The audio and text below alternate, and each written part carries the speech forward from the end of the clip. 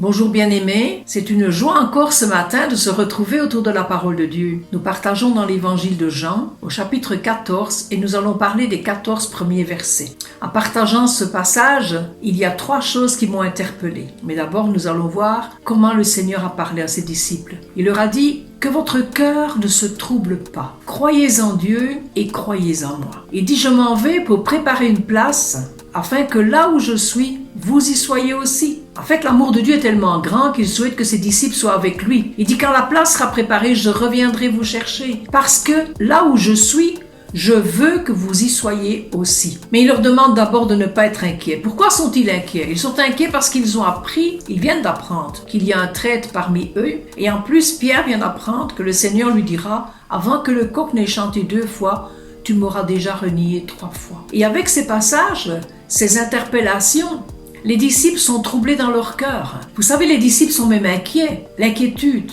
être troublé, être inquiet, c'est quelque chose de terrible. C'est le premier point.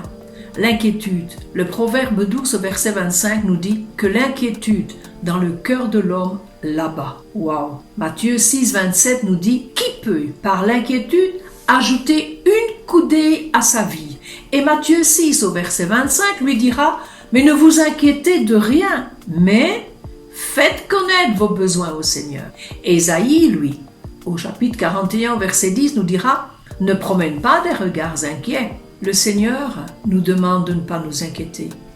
Peut-être que nous aussi, nous sommes souvent inquiets dans certaines situations, mais le Seigneur nous invite à ne pas nous inquiéter. Thomas, lui, va interpeller le Seigneur en lui disant « Seigneur, tu dis que tu t'en vas et que nous ne pouvons pas là où tu vas, mais nous n'en connaissons même pas le chemin. » Jésus lui dit « Je suis moi le chemin, je suis la vérité et je suis la vie et nul ne peut venir au Père que par moi. » Là-dessus, Philippe lui dit « Mais Seigneur, montre-nous le Père alors. » Et là, Jésus lui dit « Après si longtemps, donc après vous avoir enseigné maintes et maintes fois que c'est le Père qui m'a envoyé, que le Père est en moi et que les choses que je fais, je les fais parce que le Père m'a demandé de les faire. Et vous ne croyez pas ça. » Vous comprenez que le cœur du Seigneur devait être peiné aussi, de voir que depuis tellement longtemps, il apporte des enseignements et que cela n'a pas porté de fruits en tant que réel.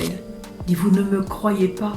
Mais si vous ne me croyez pas que je suis venu, que je suis le Fils de Dieu, que je suis venu pour accomplir les œuvres du Père, croyez au moins par les œuvres que vous voyez, par les actes qui sont posés, parce que le Seigneur leur dira, vraiment, celui qui croit fermement aux paroles que je dis fera les mêmes choses. Il accomplira les mêmes choses que moi. Et il en fera même encore des plus grandes. Toujours la foi. Le Seigneur dit, je vous assure certainement que vous ferez les mêmes choses. Tout ce que vous demanderez au Père en mon nom, il vous l'accordera. Que la foi nous accompagne. Ne laissons pas l'inquiétude prendre le dessus de nous. Gardons confiance au Seigneur et surtout, cherchons à le connaître. Que le Seigneur vous bénisse.